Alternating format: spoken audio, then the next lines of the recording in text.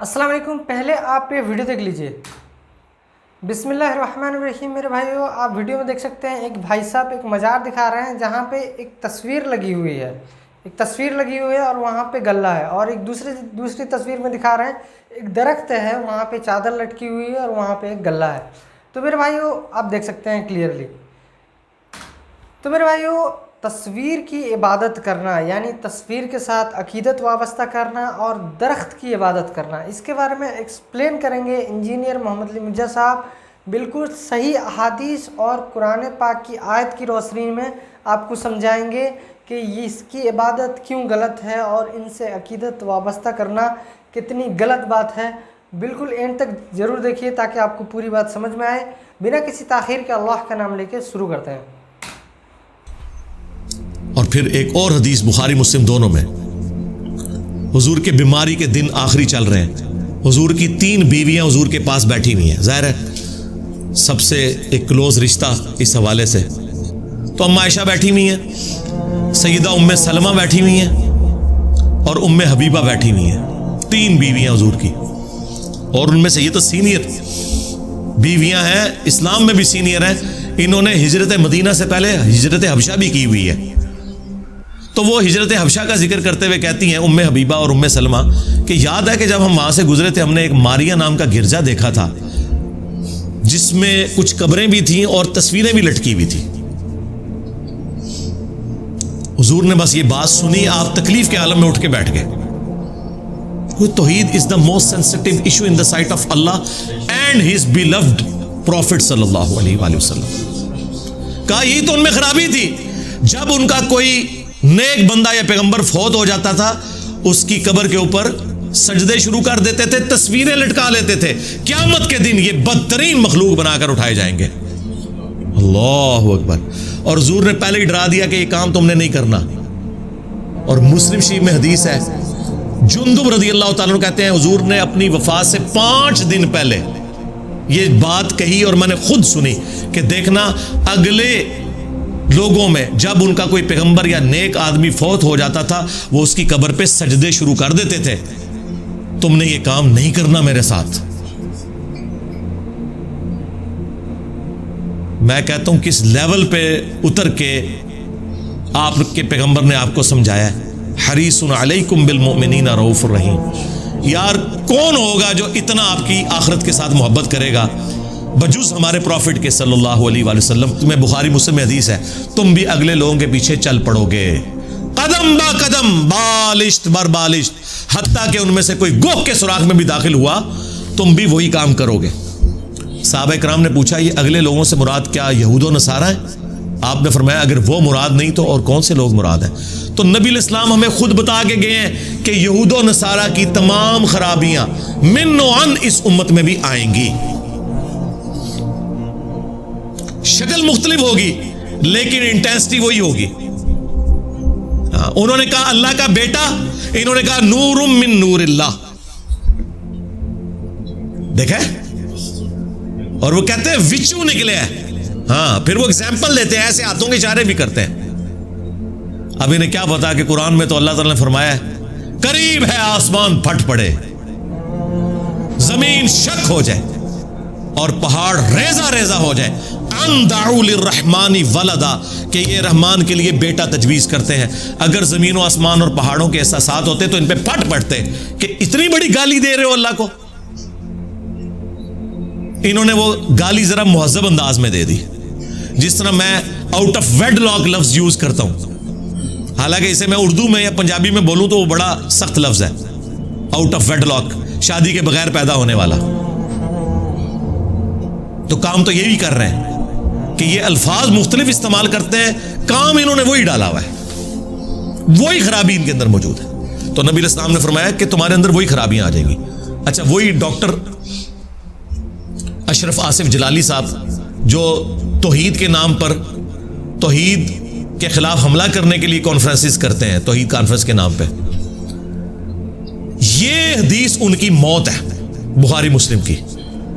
उनके पास कोई चारा नहीं था। उन्होंने कहा कि इससे मुराद ये है कि यहूदो नसारा का फैशन जो है ना मेरी उम्मत में आ जाएगा, यानी अगर वो पैंट शर्ट पहनेंगे तो ये भी पैंट शर्ट पहनेंगे, और सारा इनका फैशन पैंट शर्ट में घुस गया है।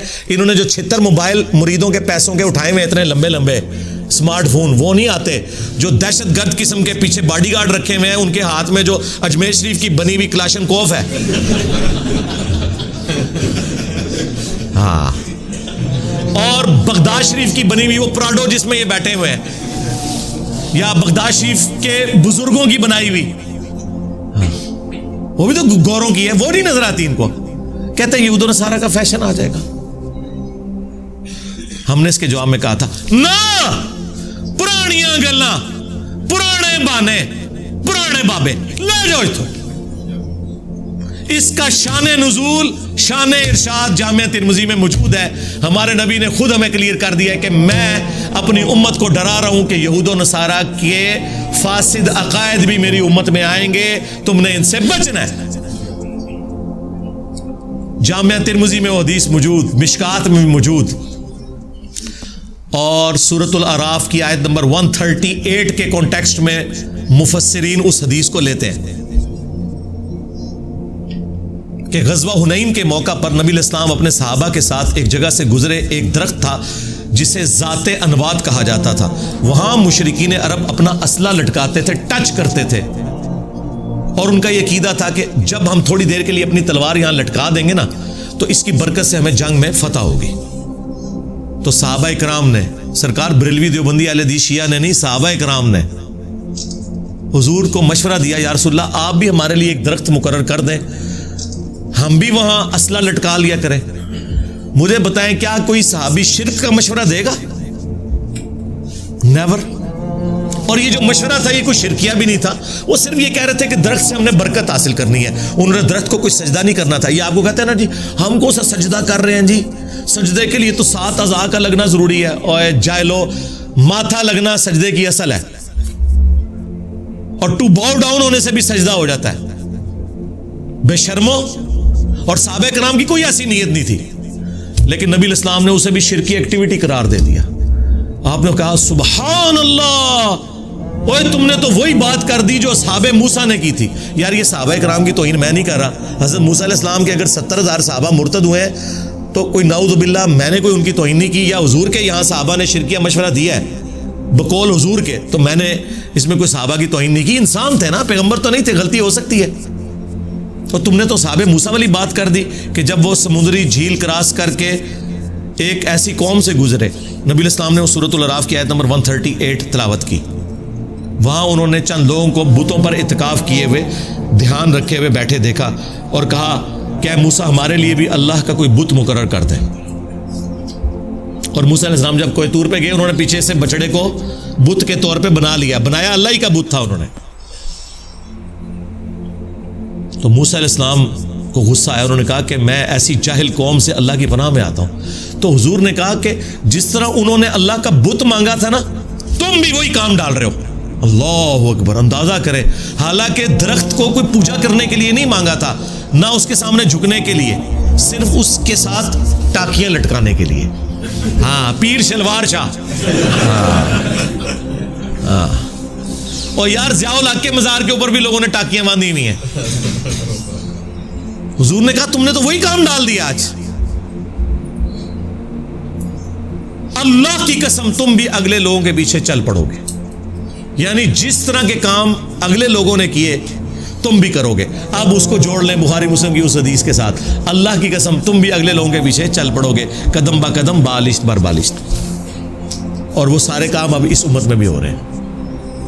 तो नबी इस्लाम ने ये मिसाल दी ही शिरकी एक्टिविटीज के ऊपर थी। इसीलिए हुजूर ने इस तरह डराया उम्मत को, इस तरह डराया। देखिए आखिरी वक्त जब कोई दुनिया से इंसान जाने लगता है ना, तो उसकी ख्वाहिश होती है मैं अपनी सारी वसीयतें कर दूं। मैंने इसके ऊपर रिसर्च पेपर नंबर 1 मेरा यही है, रसूलुल्लाह की आखिरी वसीयत है। उसमें मैंने वो सारी हदीसें जो कब्रों से मुताल्लिक थी बयान की। हुजूर के लिए सबसे सेंसिटिव इशू है ही तौहीद था, इसलिए आपने आखिरी वक्त के अंदर तौहीद के ऊपर ही बात की है। बुखारी मुस्लिम दोनों में हदीस है। अम्मा आयशा सलामुल्लाहि अलैहा कहती हैं कि नबी इस्लाम के आखिरी दिन बीमारी के चल रहे थे।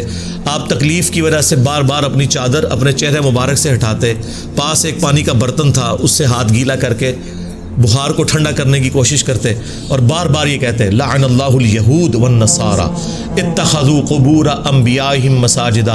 अल्लाह की लानत हो यहूदा नसारा के ऊपर, उन्होंने अपने नबियों की कब्रों को सजदागाह बना लिया था। आखिरी वक्त क्या बात हो रही है कि नबियों को अल्लाह के मुकाबले पे खड़ा ना कर लिया जाए। और अम्मा आयशा कहती हैं रसूलुल्लाह हमें डरा रहे थे, और अगर ये खदशा ना होता कि लोग रसूलुल्लाह की कब्र पे सजदे शुरू कर देंगे तो मैं हुजूर की बीवी उनकी कब्र मुबारक को लोगों की ज़ियारत के लिए ओपन छोड़ देती, यानी हुजरे की दीवार गिरा दी जाती, जो चाहे जिस वक्त चाहे कब्र रसूल पे हाजिर हो। हुजरे की दीवार नहीं अम्मा आयशा ने गिराई, आज तक नहीं गिरी अल्लाह के फजल से। आज भी वो खैर अब तो बहुत पीछे जा चुकी है, अब जालियां उसके आगे।